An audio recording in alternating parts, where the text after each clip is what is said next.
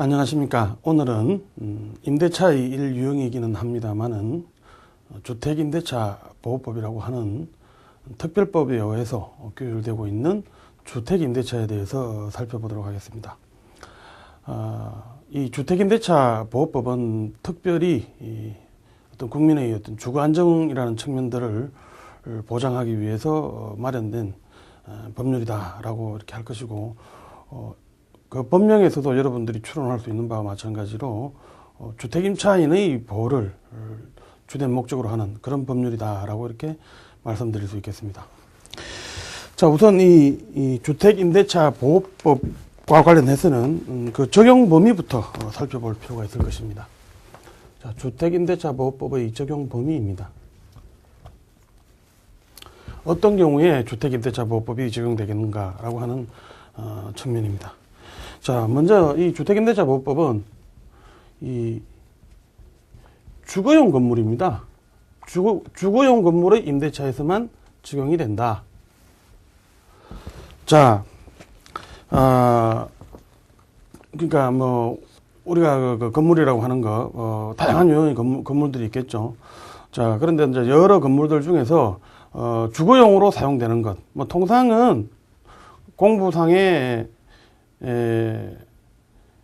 그 건물의 어떤 용도가 이렇게 나와 있겠죠. 그래서 막 그런 것들이 기준이 될 수 있습니다만은 공부상 나와 있는 그 용도가 반드시 결정적인 기준은 아니고 우리 법원의 태도도 실질적인 어떤 그 용도라든지 이런 것들을 고려를 해야 된다라고 이렇게 입장을 표명하고 있습니다. 따라서 이 주거용 건물이라고 하는 것, 실질에 있어서 주거용으로 활용되고 있으면 주거용 건물로 봐줄 수 있다는 것입니다. 어쨌든 그 주거용 건물의 일부 또는 전부를 목적으로 한 임대차에 있어서 적용된다라고 이렇게 이해하시면 좋을 것 같습니다. 문제가 되는 것은 뭐 예를 들어서 건물 같은 게 무허가 건물인 경우도 있을 수 있겠죠. 자, 그런 경우에도 주택임대차 보호법이 적용되겠는가라고 하는 게 문제될 수 있는데요.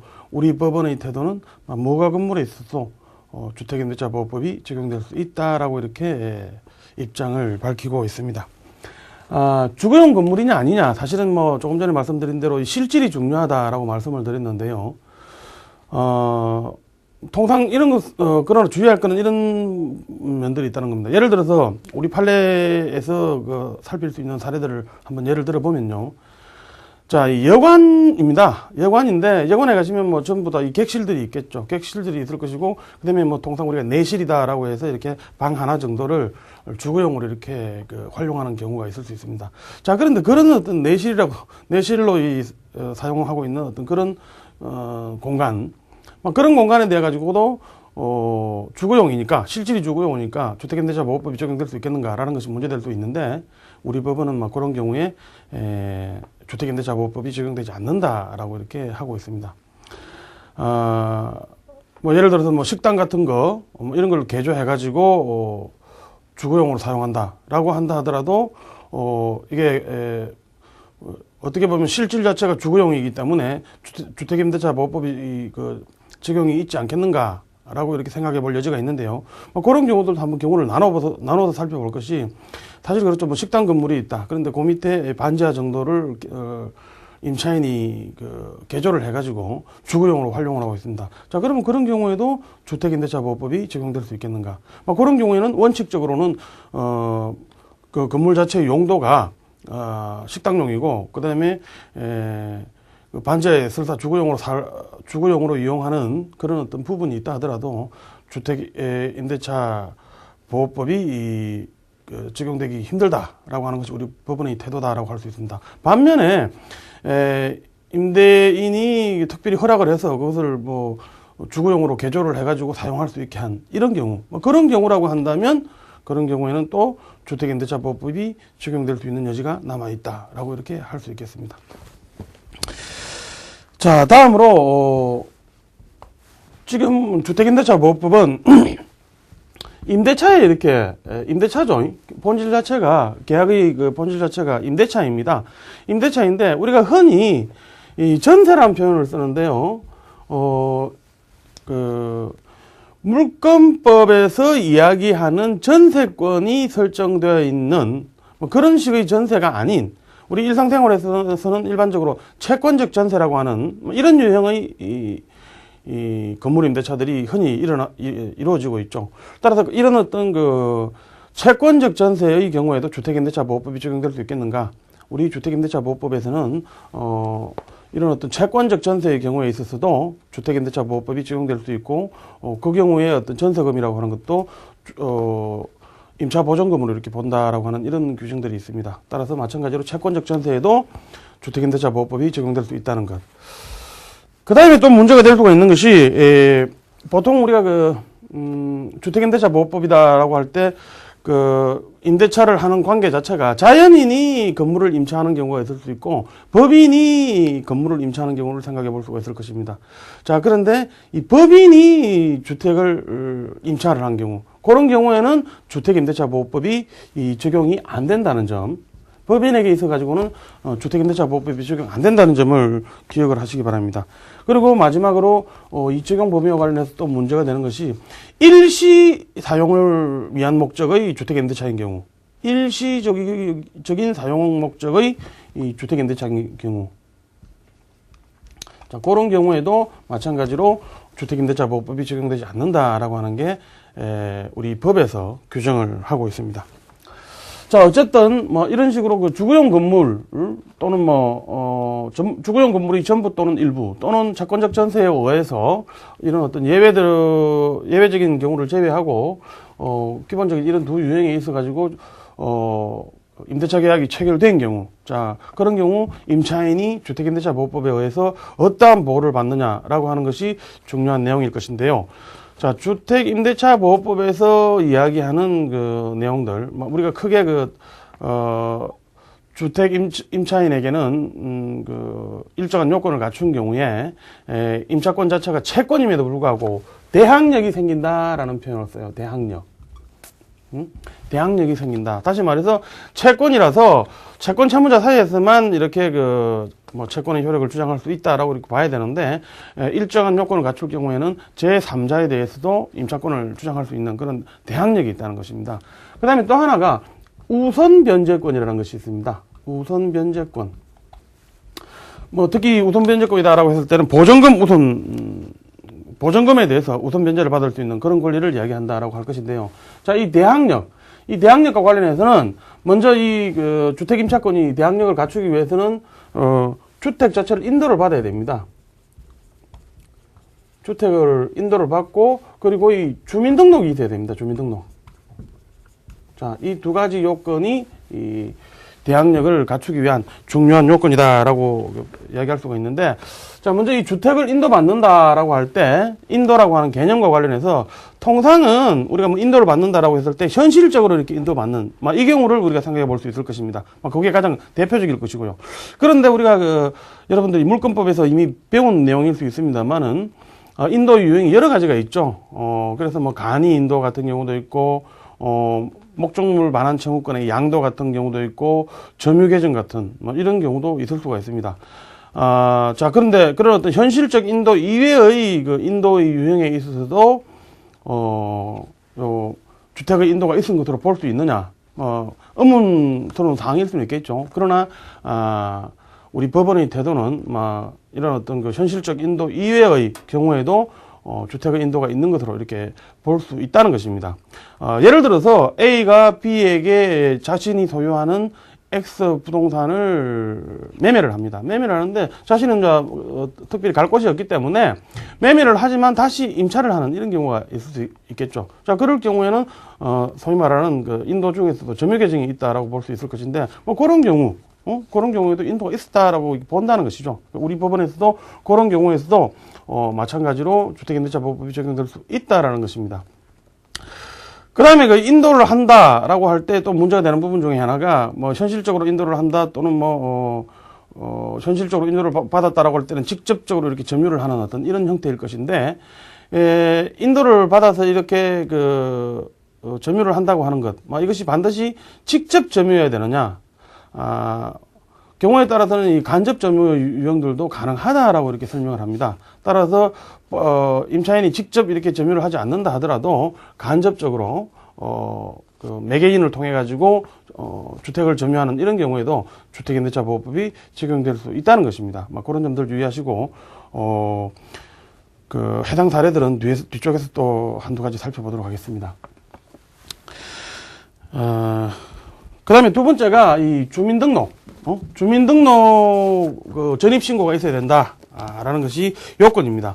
그리고 통상 그 주민등록 그 전입신고를 할 때, 본인만 하는 게 아니고 가족들 같이 이렇게 주민등록 전입신고를 하겠죠. 그런 경우 다 마찬가지로, 주민등록이 있다라고 이렇게 볼 수 있을 것인데, 문제가 되는 경우가 이런 경우가 있습니다. 가족들을 전부 데리고 이사를 해가지고 주민등록까지 다 마쳤는데, 어떤 개인적인 필요에 의해서 가족 중의 1인이자 임차인이다라고 볼 수 있는 사람이 잠시 주민등록을 다른 곳에 옮겨 놓습니다. 그런데 가족들은 여전히 현재 주민등록되어 있는 곳에 다 살고 있는 것이고요. 자, 그런데 잠시 다른 쪽으로 주민등록을 옮겨놨다가 다시 이렇게 주민등록을 가져오는 경우가 있을 수 있겠죠. 자, 그런 경우에도 이 주민등록이 있는 것으로 볼 것인가라는 것이 이제 문제될 수 있다는 것이죠. 따라서 이제 그런 경우가 문제될 수는 있지만 마찬가지로 그런 경우들에 있어서 주민등록은 있는 것이다. 라고 이렇게 이해하는 것이 우리 법원의 태도라는 점을 기억하시기 바랍니다. 그리고 또 직접 점유냐 간접 점유냐라는 문제와 관련해서도 문제될 수 있는 부분이기는 합니다만은 이런 경우 우리가 생각해 볼 수가 있습니다.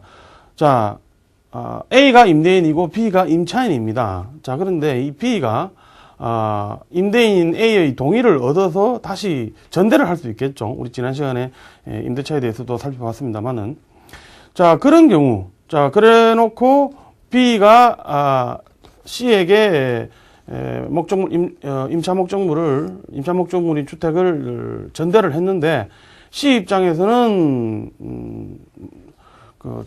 주민등록 전입신고를 이렇게 했겠죠. 그리고 점유를 하고 있는 상태다라고 할 경우, 자, 그런데 이 B가 나중에 이 A에게 그 집을 이렇게 다시 사버리는 경우가 있겠죠. 자, 그런 경우에 지금 C 같은 경우, 언제 대항력을 취득하느냐, 대항력을, C의 어떤 주택임차권이 언제 대항력을 갖게 되느냐, 이런 것들도 문제될 수가 있는데, 어쨌든 그런 경우들에 있어서도, B가 A에게 대금을 완납한 날, 그 다음 날, 정확한 시간상으로는 그 다음 날 0시부터, 된다라고 볼 수도 있겠죠.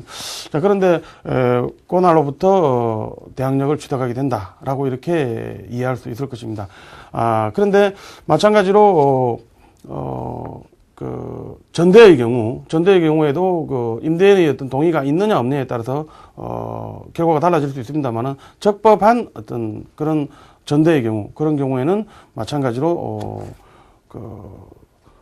다른 사람에 의한, 다시 말해서 전차인이 주민등록을 하고 주택을 인도받은, 이런 경우에도, 마찬가지로 임차인에게 대항력이 생긴다라고 하는 점을 기억하시기 바랍니다.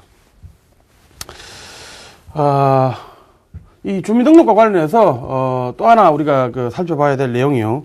기본적으로 이 주민등록을 한다라고 했을 때, 실제 주거를 하고 있는, 주거용 건물이 소재하고 있는 실제 어떤 정확한 지번과 동일하게 주민등록을 해야 되겠죠. 따라서 보통 기준이 되는 게 공부상의 지번이 될 것입니다. 그래서 공부에 나와 있는 그 지번대로 이렇게 주민등록을 전입신고를 해야만이 주민등록이 갖추어졌다라고 이렇게 볼 수 있을 것인데, 사실 그렇죠. 이사를 또 해봤더니 건물 앞에 몇 호 이렇게 붙어 있는 경우가 있을 수 있겠죠. 그런데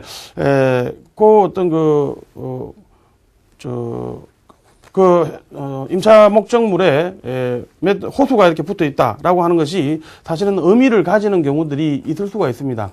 어떤 경우냐면 우리가 다가구 주택이다, 다세대 주택이다라고 하는 어떤 이런 경우들을 우리가 구분을 해야 될 필요가 있는데요. 통상 우리가 다가구 주택 같은 경우는 단독 주택으로 봅니다. 그런데 다세대 주택 같은 경우는 이걸 단독 주택으로 처리를 안 하는데요. 무슨 말이냐면 통상 우리가 다세대 주택이다라고 이야기할 때는 그 아파트 같은 거 생각해 보시면 됩니다. 자, 이 아파트 같은 경우에는 기본적으로 그 건물에 이렇게 해당 그 뭐 동에도 보면은 호수가 따로 이렇게 정해져 있겠죠. 자, 그래서 이런 어떤 아파트 같은 데 이사를 한다라고 할 때는 동호수까지도 정확하게 기재가 돼야 된다는 겁니다. 그래서 동호수가 정확하지 않다. 라고 한다면, 예를 들어서 앞에 그 이사를 해서 들어가 봤더니 문 앞에 붙어 있는 호수가 예컨대 뭐 102호로 되어 있다. 그런데 그래서 102호로 했는데 실제로 그 호수는 102호가 아니고 202호였다라고 한다면, 자, 그런 경우에는 이 주민등록이 갖춰졌다라고 볼 수가 없다는 것이죠. 그래서 특히 아파트 같은 이런 경우들에 있어서는 동호수까지도 정확하게 기재가 되어야 된다는 점을 기억하시기 바라고, 다가구 주택인 경우, 뭐 단독주택인 경우, 뭐 이런 경우에는 그 동호수까지, 다가구 주택인 경우에는 뭐 동호수까지 쓸 필요가 없으니까요. 지번만 이렇게 정확하면 됩니다. 그래서 어쨌든 지번 자체는 정확해야 되고 지번 자체에 약간의 오류가 있다라고 할 때는 그런 경우에는 주택임대차 보호법에 의한 보호를 받을 수 없다라는 것이 되죠. 그런데 문제가 되는 경우가 이런 경우가 있을 수가 있습니다. 어떤 경우냐면 원래 뭐 예를 들어서 뭐 주택이 있는 위치한 지번은 뭐 예컨대 뭐 100번째라고 이렇게 이야기를 할 수 있겠습니다. 자, 그런데 그 원래 집은 원래 그 소지하고 있던 단독주택이 어쨌든 뭐 여러 가지 어떤 이유들로 인해서 여러 필지 뭐 토지로 분할이 되어 가지고 다시 그 위에 어떤 뭐 건물이 들어서고 뭐 이런 경우들도 있을 수 있겠죠. 자, 그런 경우들에 있어서는 토지대장 등의 어떤 각종 공부들에서 원래 그 새로 이렇게 분할된 어떤 토지들에 대해서 지분이 새로 이렇게 부여가 될 것이고, 따라서 만약에 뭐 그런 식으로 사실관계가 진행되어 가지고 뭐 건물에 입주를 하게 되었다라고 할 때 새로 어떤 토지 공부에 기재된 어떤 그런 내용대로 주민등록이 이루어지겠죠. 그런데 실제로 등기부상에는 아직 그 내용 자체가 정확하게 반영이 안 됐다라고 한다면, 자, 그러면 어떻게 보면은 그 등기부상의 어떤 토지 지분하고 지금 실제 주민등록이 이루어진 그 지분하고 달라지는 거죠. 자, 그러면 이게 지분이 다르다고 해서 주민등록이 갖춰졌다라고 볼 수 없는 것인가라는 것이 문제될 수가 있는데, 뭐 그런 식으로 뭐 각종의 어떤 그 공부상의 뭐 토지대장이라든지 등등의 뭐 이런 공부와 등기부의 내용이 다르다라고 할 때, 이럴 때 사실은 사실관계 자체에 대해서는 토지대장 등이 우선한다라고 보죠. 그 다음에 등기부는 뭐 권리관계에 관련해가지고는 등기부가 우선된다라고 이야기하는데, 따라서 그런 경우에 실제로 주민등록이 이루어진 내용하고 등기부상의 어떤 지분하고가 차이가 있다 하더라도 토지대장 등에서 새로이 부여된 지분하고 주민등록이 경료된 어떤 그런 지분하고가 동일하다고 한다면 그런 경우에는 주택임대차 보호법의 적용을 받을 수 있다라고 이렇게 설명할 수 있을 것입니다. 자, 다음으로 이 대항력을 갖추기 위해서 통상은 이렇게 주택의 인도와 주민등록이 이루어진다라고 할 때는 대항력이 갖춰진다라고 이렇게 설명할 수가 있습니다. 근데 또 하나 이제 우리가 고려해야 될 부분은 임대차 계약 자체도 유효하게 이렇게 존속해야 된다는 거. 임대차 계약이 유효하게 존속해야 된다는 이 요건도 있다는 점을 기억하시기 바랍니다. 뭐 기본적으로 임대차 계약 자체가 효력을 상실한다고 한다면 뭐 그런 경우에 주택임대차 보호법을 적용할 그런 이유가 없겠죠. 뭐 그런 측면에서 드릴 수 있는 이야기이고, 주의하실 점은 어쨌든 임차인 자체가 뭐 소유자여야 되느냐 말아야 되느냐 뭐 이런 것들은 사실은 유효한 주택임대차의 존속과 거리가 있는 어떤 그런 내용이다라고 할 수 있겠죠. 어쨌든 주택임대차 관계 자체만 유효한 계약이면 된다라는 것이에요. 따라서 뭐 임차보전금 자체를 뭐 다 이렇게 완납을 못했다든지 하는 그런 사정들, 뭐 그런 것들은 주택임대차의 유효성 판단에 있어서 고려할 사항이 아니다라고 이렇게 말씀드릴 수 있겠습니다. 문제가 되는 것이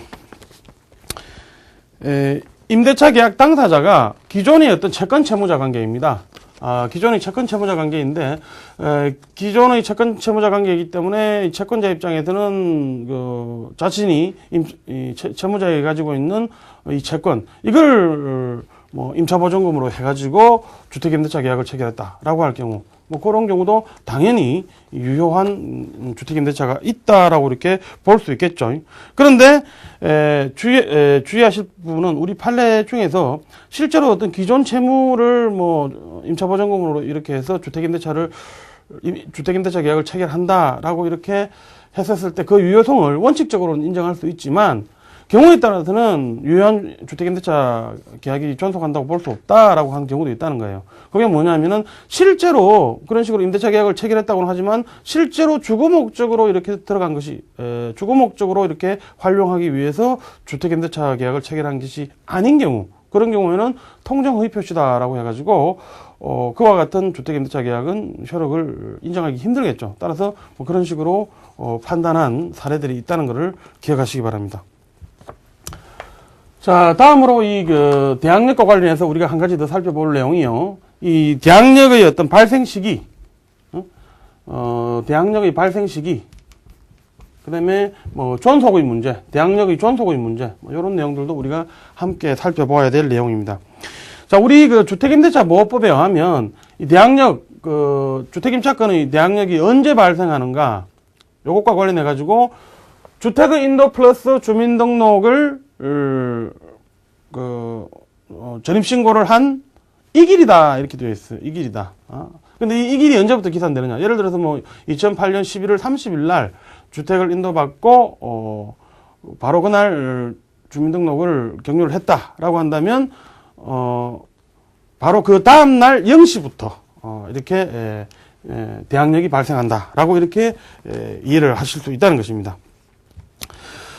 그 다음에 이런 어떤 대항력이 이런 식으로 주택의 인도와 주민등록이 있으면 대항력이 발생합니다만은 어쨌든, 이런 어떤 주택의 인도, 주민등록이라고 하는 내용 자체가, 대항력을 발생시키기 위한 이 요건 자체가 지속적으로 존속을 해야 됩니다. 지속적으로 존속을 하지 않게 되면, 그런 경우에 일단은 대항력을 상실하게 된다. 이런 식으로 표현할 수 있는데요.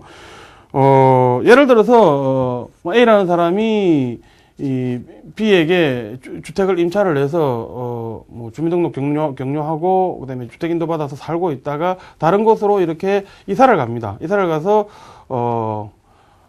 주민등록을 다른 곳으로 옮겼고 자 그런데 그쪽에서 살다 보니까 옛날 집이 더 좋은 것 같아서 다시 들어오는데 다시 들어올 경우에 이제 조건 자체를 종전하고 동일하게 했다라고 한다면 경우에 따라서는 종전의 어떤 주택임대차 계약서, 그걸 갖다가 그대로 그냥 활용하는 이런 경우도 우리가 생각해 볼 수가 있습니다. 그런데 그러면 그렇다고 한다면 지금 종전과 동일한 조건으로 다른 곳에서 있다가 다시 들어온 이 경우에 그러면 계약서 자체 계약 내용 자체도 변동이 없고 하니까 또 그 계약서 자체를 그대로 유용한 거니까 그러면 최초부터 계속 대항력이 존속한 걸로 봐야 되느냐라는 것이 의문일 수도 있겠죠. 자, 그런 경우에는 다시 재전입을 한 경우, 그때 비로소 대항력이 다시 발생하는 것이고, 그 중간에 이미 다른 곳으로 전입신고를 옮겼었기 때문에 더 이상 그 중간기간에 대해서는 대항력이 인정되지 않는다. 이런 식으로 설명할 수 있겠습니다. 그 다음에, 이런 어떤 대항력 발생의 요건과 관련해서 이러한 요건들은 결국은 사실은 문제가 되는 것이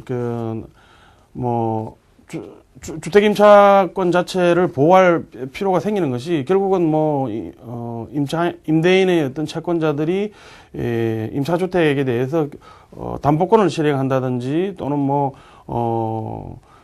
강제로 이렇게 민사집행법에 의해서 경매 절차를 실행한다든지 또는 기타의 이유들로 인해서 임차주택 자체가 경매라든지 공매에 넘어가는 이런 경우에 결국은 임차인이 어떤 식으로 보호될 것인가 또 그 우선 면제를 받을 수 있을 것인가 없을 것인가 뭐 이런 것들이 문제가 되는데 어쨌든 그 대항력 발생 요건 주택의 인도 주민등록과 관련된 이 요건은 경락기일까지 존속되어야 된다라고 이렇게 설명을 합니다. 그래서 그런 내용들도 여러분들이 기억해 두셔야 될 내용이고 그 다음에 문제가 되는 것은 임대차 관계가 어떻게 보면 뭐 종료되었다라고 볼 수 있는 이런 경우들이 있을 수 있겠죠. 그러니까 임대차 기간 자체가 만료가 되었다라든지 뭐 이런 경우 등등을 생각해 볼 수가 있는데 자 그럴 경우에 이 대항력은 기왕에 발생했던 대항력은 어떻게 되는가라는 것이 문제가 됩니다. 그런데 이제 우리 법에서는 임차인이 임차보증금을 다 받을 때까지, 그때까지는 임대차 관계가 존속한다라고 이렇게 규정을 하고 있습니다. 따라서 마찬가지로 대항력은 계속적으로 존속한다라고 이렇게 설명할 수 있을 것입니다. 그 다음에 또 하나 문제가 되는 것이, 사실은 뭐 대항력이다라고 하는 문제가, 결국은 임대인의 어떤 뭐 다른 채권자들과의 관계에서 임차인의 임차권이 보호될 수 있을 것인가 없을 것인가 뭐 이런 것들이 문제가 되는데 사실은 그렇습니다. 임차주택이 경매에 넘어갔다. 그래서 경매 절차가 진행이 되었다라고 한다면 기존에 있던 임차권이나 이런 건 다 소멸하게 되는 게 정상입니다. 그런데 이제 문제가 되는 게 예컨대 그림을 하나 그려볼까요? 자, A가 B하고 X라는 어떤 건물에 대해서 임차권을 설정을 했는데, 자, A에게는 C라는 채권자가 있습니다. 채권자가 있고, 근데 이 B가, 이 대항력을, 예를 들어서 2008년 11월 10일 날 대항력을 다 갖추었다라고 이렇게 볼 수 있을 것이고, C는 사실은 2008년, 11월 11일 날 담보권을 이 X주택에 대해서 설정을 했습니다. 자, 자, 이런 경우에, 자, 지금, B가 지금 대항력을 11월 10일 날 갖추었기 때문에 설사 C가, X부동산에 대한 자신이 담보권을 실행을 한다라고 한다 하더라도 결국은 이 B는 자신의 임차권을 이렇게 가지고 다른 이 C 같은 경우는 후손이다라고 이렇게 해서 대항을 할 수 있겠죠. 그런데 이제 문제가 되는 게 뭐냐면 이런 경우가 있을 수 있다는 겁니다. 자, 원래 2008년 11월 10일 날 B가 대항력을 갖춘 시기인데요. 근데 2008년 11월 1일 날 C가 이미 이 담보권을 가지고 있었고, 그 다음에 2008년 11월 10일 날 B는 대항력을 갖추었고요. 그 다음에 요 X 건물에 대해서 D가 이 X 건물에 대해서 2008년 11월 10일 날 후손이 저당권을 예컨대 가지게 되었다라고 하는 경우, 이 후손이 저당권자도 마찬가지로 요 X 건물에 대해 가지고 담보권을 실행을 할 수가 있습니다. 자, 그렇게 하게 되면 결국은 앞에 있는 이런 어떤 앞에 있는 담보권이나 임차권 이런 거 다 이렇게 소멸하게 되는데, 지금 이런 경우에 요 사람이 실행했을 경우, 조금 전에 사례죠. 후손이자가 실행했을 때는 요 B가 대항력을 가지고 계속 주장을 할 수가 있습니다. 그런데 결국 이 사람이 실행을 했다고 하지만 이 사람 앞에 이미 선손이 담보권자가 있죠. 이럴 경우에는 이 사람 B 입장에서는 요 C에 대해서는 대항할 수가 없다는 것입니다. 그런 점들을 여러분들이 주의하셔야 될 내용입니다. 다음으로 또 이 문제가 되는 것이 이런 경우가 있습니다. 유사한 어떤 경우다라고 볼 수 있는데, 실제로 우리가 주택임대차를 하는 과정에서, 예를 들어서 2006년에 예를 들어서 임대차 계약을 체결했다고 합시다. 자, 2006년 12월 25일 날 임대차 계약을 체결했는데, 요때 임대차 계약을 체결하면서 예를 들어서 약 1억 원의 임차 보증금으로서 임대차 계약을 체결했는데, 요게 시간이 지나다 보니까 적정하지 않다는 거죠. 이 가격이 집값이 막 올라가니까. 그래서 이걸 1억 5천만 원으로 이렇게 정액을 했어요.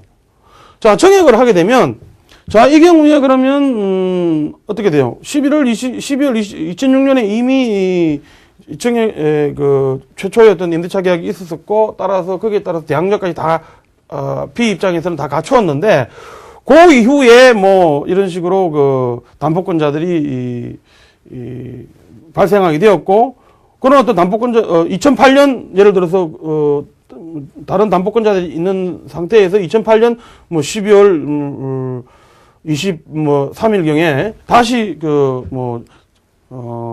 이 B가 X 목적물에 대해 가지고 다시 그 임대차 계약을 갱신하려고 하는 뭐 이런 상황이다라고 생각하실 수도 있을 것이고요. 어쨌든 담보권이 있은 다음에 그 임차 보증금 자체를 뭐 정액을 해줬다든지라고 한다면, 자 그런 경우에 최초에 인정되었던 최초에 발생했던 대항력을 가지고 그 이후에 정액된 부분에 대해 가지고도 다른 담보권자들에 대해 가지고 대항력을 주장할 수 있겠는가라는 것이 문제가 되는데, 어쨌든 그 뒤에 정액된 부분, 그 부분에 대해 가지고는 앞선 그 담보권자에 대해서는 대항을 할 수가 없겠죠. 뭐 그런 내용들도 함께 기억을 해두시기 바랍니다.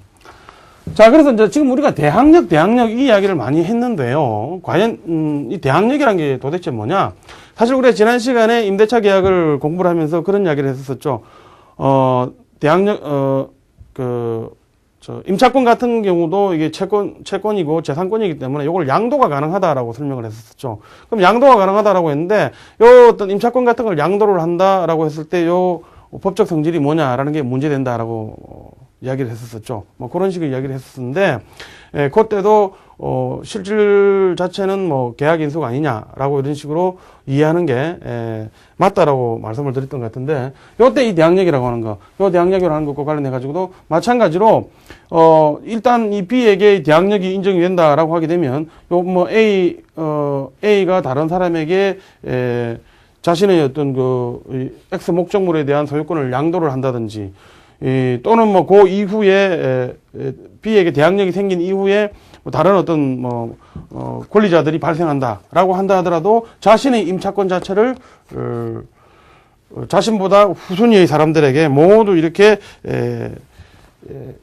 주장을 할 수 있다는 뭐 그런 내용들이라는 겁니다. 그런데 이제 요 대항력과 관련해 가지고 한 가지 주의할 거는, 자 뭐 예를 들어서 이제 A가 C에게 요 X 건물을 매매를 한 경우, 자 그런 경우에 당연히 요 C도 요 임대인의 지위를 C가 이렇게 그대로 승계한 것으로 보는 것, 뭐 그런 게 대항력이다라고 이렇게 이해할 수 있는데, 그런 경우들과 관련해 가지고도 통상은 뭐 가장 우리가 대표적으로 생각할 수 있는 게 방금 말씀드린 그런 매매 같은 경우를 생각해 볼 수가 있는데, C가 A하고 이렇게 양도담보를 체결한 경우, 자, 그런 경우에도 지금 요 C가 요 A의 임대인의 지위를 승계한 걸로 볼 건가? 자, 요거 여러분들 물권법에서, 변칙담보에서 양도담보에 대해서 공부를 하셨으리라고 봅니다. 그런데 이제 그 양도담보 같은 경우는 이거는 어떻게 보면 소유권 이전의 형식을 취한다라고 하더라도 담보권에 불과하다는 거예요. 따라서 이런 경우에는 이 사람이 이 임대인의 지위를 그대로 승계하는 것은 아니라는 점, 그와 관련된 우리 판례도 있습니다만은 그런 내용들에 대해서도 기억을 하시기 바랍니다. 자, 다음으로 이 임대차와 관련해 가지고 주택임대차와 관련해서 이 대항력 이외에 또 우리가 주목을 해야 되는 내용이 임차인의 임차 보증금과 관련된 우선 변제권이라고 말씀을 드렸죠. 우선 변제권. 자, 요 내용에 대해서도 여러분들이 상세히 좀 기억을 하셔야 되는데요. 자, 우리가 이 대항력을 갖추는 요건하고 대항력을 갖추기 위한 요건하고 우선 변제권을 취득하기 위한 이 요건하고는 좀 다르다라고 이렇게 생각하시면 됩니다. 대항력을 위해서 갖기 위해서는 주택인도 주민등록증, 주민등록까지 이렇게 격려를 해야 되지만, 우선 변제권이 인정되기 위해서는 여기다가 확정일자까지 받았어야 된다라는 것입니다.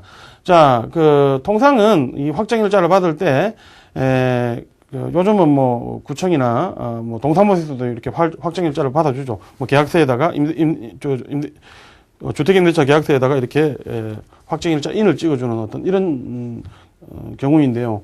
따라서 이런 어떤 대항력을 갖기 위한 요건들, 그리고 확정일자까지 다 갖춘 경우에 그때 이 보증금에 대해 가지고 뭐 다른 어떤 후순위 권리자들보다 우선적으로 이렇게 변제받을 수 있는 어떤 그런 권리가 인정된다는 것, 뭐 그게 우선 변제권의 내용입니다. 그런데 이제 이 우선 변제권 관련해 가지고는, 그래서 이 원칙적으로 이렇게 확정일자를 받아두게 되면 임차 보증금 전액에 대해 가지고 후순위 권리자들입니다. 후순위 권리자들보다 우선적으로 보증금을 반환받을 수 있다는 뭐 그런 내용이고요. 근데 우선 변제권 이야기 나왔을 때 여러분들이 꼭 기억하셔야 될 내용이 이 최우선 특권인이라는 게 있습니다. 보증인들에게, 주택임차인들에게 인정되는 최우선 특권이다라고 하는 거. 임차 보증금의 일정액에 대해서는, 이것은 어쨌든 누구보다도, 다른 어떤 자기보다 원래는 선순위 채권자다, 또는 다른 선순위 권리자가 있다라고 한다 하더라도, 그런 사람들 다 무시하고, 임차 보증금의 일정액에 대해서는 누구보다도 먼저 이렇게, 만족을 얻을 수 있는, 반환을 받을 수 있는 이런 권리를 최우선 특권이다라고 이렇게 설명을 합니다. 그래서 요 내용에 대해서도 여러분들이 잘 기억을 해 주셔야 되는데, 이 최우선 특권 관련해 가지고는 어쨌든 이 요건으로서 주택의 인도라든지 주민등록 요 요건들은 반드시 요구됩니다. 요 요건들은 반드시 요구되고, 근데 이제 요 요건들 말고 통상 우리가 우선 변제권이다라고 했을 때 확정일자까지 받아둬야 된다라고 이야기했는데, 확정일자는 받아둘 필요가 없습니다. 확정일자는 받아두지 않았더라도 주택의 인도와 주민등록만 있는 경우라면, 그런 경우에는 일정 범위 내에서는 최우선 특권이 인정된다라는 것이죠. 그래서 그런 내용들에 대해서 몇 가지만 중요 사항을 살펴보도록 하겠습니다. 자, 어쨌든 최우선 특권과 관련해가지고, 조금 전에 말씀드린 이런 주택의 인도와 주민등록과 관련된 요건들은 갖추어져야 된다는 것이고요.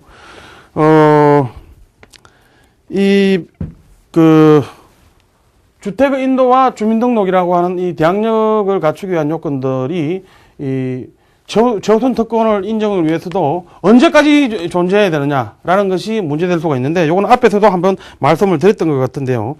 주택에 대한 경매 신청의 등기가 있기 전까지는 대항력 요건과 관련해서 요구되던 내용들이 마찬가지로 요구된다라고 이렇게 설명드릴 수 있을 것입니다. 근데 여기서 한 가지 주의하실 거. 사실 그렇죠. 이게 경매 신청 등기가 들어가기 전까지 이런 어떤 주택의 인도와 주민등록이 있었어야 된다라고 이렇게 말씀을 드렸는데, 사실은 실제로 그렇죠.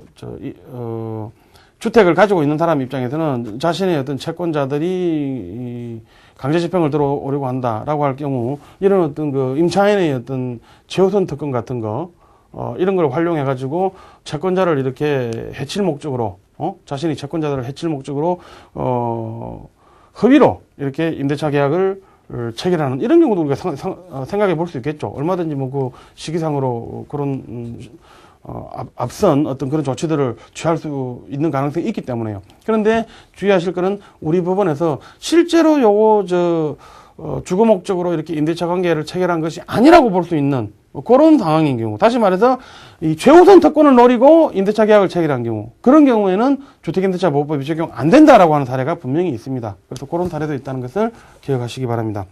그리고 또 하나, 이 최우선 특권 행사하기 위해서는 어쨌든 배당 요구를 해야 됩니다. 배당 요구하지 않으면 일단 배당 절차에서 제외가 되겠죠. 그런 식으로 배당을 못 받고 나면 비록 후순위 권리자들이 우선 변제를 이 최우선 특권자보다 우선적으로 변제를 받았다라고 한다 하더라도, 그런 후순위 권리자들에 대해서 부당이득 등을 이유로 해서 반환 청구를 할 수가 없다는 것입니다. 그런 것도 있다는 것을 기억하시기 바랍니다. 자, 어쨌든 이 최우선 특권의 내용과 관련해서 몇 가지 여러분들이 주의를 하셔야 될 내용이 있는데요.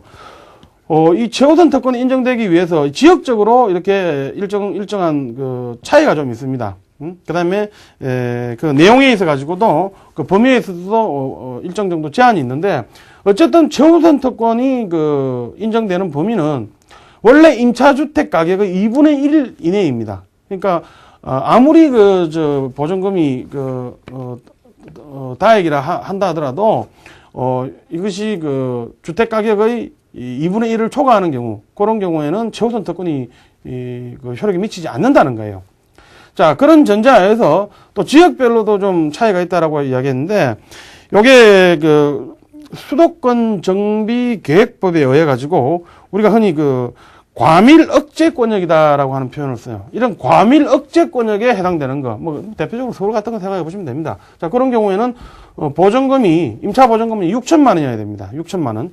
6천만 원이어야 되고, 그 다음에 광역시 같은 경우는 5천만 원입니다. 5천만 원. 그리고 그 이외의 지역은 4천만 원. 4천만 원.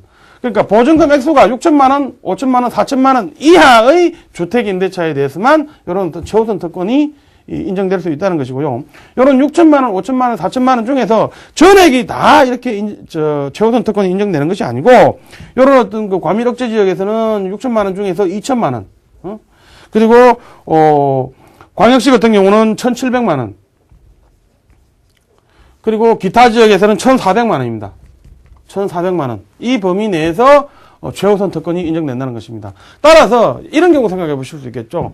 자, 어떤 그 주택 안에 보증인이 여러 명이 있다는 거예요. 보증인이 아니고 임차인이 여러 명이 있다는 거예요.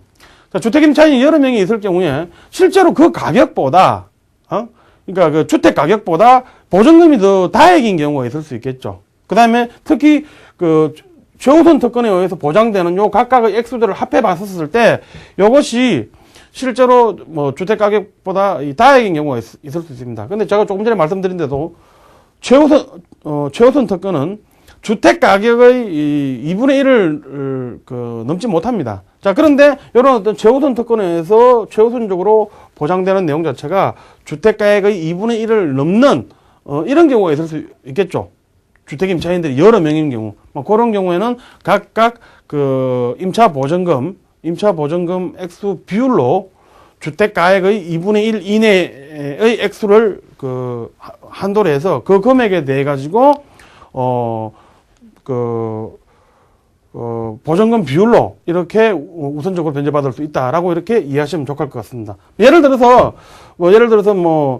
A가 BCD에게 이 주택을 임대차를 했었어요. 자, 그런데 B는 보증금이 예를 들어서 5천만 원이고 C는 2,500만 원이고, 그다음에 D는 예컨대 1,000만 원이다. 근데 지금 이게 이제 서울 소재 주택이었다라고 할 경우, 그런데 이 주택 자체가 예를 들어서 1억 정도다라고 이렇게 생각해 보시면, 결국은 요 1억의 2분의 1, 5천만 원 한도 내에서 지금 서울이니까 각각 이 사람들 모두 한도는 2천만 원씩입니다만은 B는 2천만 원, C도 2천만 원, D는 1,000만 원 모두 이런 식으로 해서 최우선 변제권이 인정된다라고 할 것인데요. 자, 요걸 다 합치면 이렇게 하면 5천만 원이 되는군요. 예컨대 이게 1억 2천이라고 합시다. 가격이. 그럼 이게 1억 2천이면 안 되죠. 자, 8천만 원이라고 합시다. 8천만 원. 8천만 원짜리인데, 그럼 2분의 1이면 4천만 원이죠. 4천만 원인데, 지금 이런 경우에 요 사람들이 전부 최우선 특권을 행사할 수 있는, 그래서 최우선적으로 보장되는 내용 자체는 2천만 원, 2천만 원, 1천만 원이니까 5천만 원입니다. 자, 이 경우에 그러면 이 4천만 원을 각각의 보증금의 비율대로 이렇게 해가지고 나누어서 각각 보호를 받는다. 이런 식의 계산법이 나온다는 거예요. 자, 그 다음에 또 하나가, 사실은 주택임대차 보호법에서 이 골자다라고 했을 때는 이런 식으로 주택임차인이 대항력을 갖는다, 보증금 일정액에 대해서 우선 변제권을 갖는다라고 하는 내용이 골자인데요. 또 하나 여러분들이 기억을 하셔야 될 내용은, 임차권 등기명령 제도라는 게 있습니다. 이거는 뭐냐면, 기본적으로, 사실 그렇죠. 집을, 주택을, 임차주택을 반환을 하고 다른 곳으로 이사를 가고 싶은데, 보증금을 받아야 이렇게 나갈 거 아니에요. 그런데 만약에 이사를 그냥 가버린다라고 하면, 이런 어떤 대항력이나, 우선 변제권, 대항력 자체를 갖다 상실하게 되고, 이렇게 되니까 우선 변제권도 상실하게 되고, 따라서 단순히 임대인에게 대해서는 채권만 가지고 있는, 이런 식이 되는데, 그러면 그렇다고 임대인이 보증금을 반환하지 않는다고 해서 이사를 안 갈 수도 없는 것 아니에요. 그럼 이사를 가버리게 되면 대항력은 상실되고, 이런 문제가 생깁니다. 따라서 그런 문제를 해결하기 위해서 임차권 등기 명령 제도라는 걸 두게 되었어요. 그래서 이런 임차권, 목적 부동산 소재지 법원에다가 이렇게 신청을 하면 되는데, 이런 어떤 임차권 등기 명령에 의해서 임차권이 등기가 되게 되면 그럴 경우에는 지금 이런 어떤 대항력이라든지 우선 변제권 요것이 그대로 살아서 존속한다는 뭐 그런 어떤 의미를 가지는 제도입니다. 그래서 그런 내용에 대해서도 기억을 하시기 바라고, 그 다음에 그 주택임대차와 관련해서 그 주택임대 임차권의 보호와 관련해서 뭐 주된 내용이다라고 했을 때는 사실은 그 임차기간과 관련해서 존속보장, 임차권의 존속보장이라고 해서 임차기간의 일정 기간 이상 이렇게 존속되는 것, 요거를 보장하고 있다는 것인데요. 임차기간 자체를 약정이 없다 또는 일정 2년 미만의 기간이다라고 한다 하더라도 임차권 자체는 2년 동안 존속하는 걸로 이렇게 하고 있다는 것입니다. 물론 뭐 기간을 1년으로 했다라고 할 때 임차인 입장에서는 1년을 주장할 수 있습니다. 뭐 그런 내용들도 임차인을 보호하기 위한 것이고요. 그다음에 우리가 임대차에서도 묵시적 갱신 같은 경우를 살펴보았었는데, 마찬가지로 주택임대차 기간이 만료되기 전에 임대인 입장에서는 6개월부터 1개월 전, 또 임차인은 1개월 전, 요때까지 해지 통고를 하지 않으면은 요 기간이 그대로 임대차가 전 임대차와 동일한 조건으로 그대로 이렇게 존속하는 걸로, 갱신되는 걸로 이렇게 본다는 거예요. 자, 그런 경우에 이제 임대차 기간이 이제 존속이 없는 이런 어떤 임대차가 되는데요. 그런 경우에 재밌는 것은 임차인 입장에서는 언제든지 해지 통고할 수 있어요. 해지 통고할 수 있는데 임대인 입장에서는 어떻게 되느냐 말이야. 우리 법에서 규정은 없습니다. 그러나 그런 경우에 우리 법원의 태도는 2년짜리 임대차가 다시 이렇게 체결된 걸로 본다라고 하는 이런 제도가 있다는 것입니다. 2년짜리 임대차가 다시 이렇게 체결된 걸로 본다라고 하는 그런 것이 우리 법원의 태도라는 점인데, 뭐 그런 것들도 기억해 두시기 바라고. 그 다음에 사실은 우리 주택임대차보호법에서 사실은 그렇습니다. 임차권 자체가 재산권이기 때문에 상속되는 거, 뭐 당연히 우리가 생각해 볼 수 있겠죠. 그런데 문제가 되는 게 상속인이 지위를 갖지 못하는 사실혼 배우자 같은 경우, 이런 사람들이 있을 수 있습니다. 그런데 그런 어떤 사실혼의 배우자라든지 이런 사람들을 위해서도 우리 우리 법에서 그런 사실혼의 배우자를 보호하기 위해서 임차권 자체가 사실혼의 배우자에게 이렇게 승계되는 뭐 이런 경우도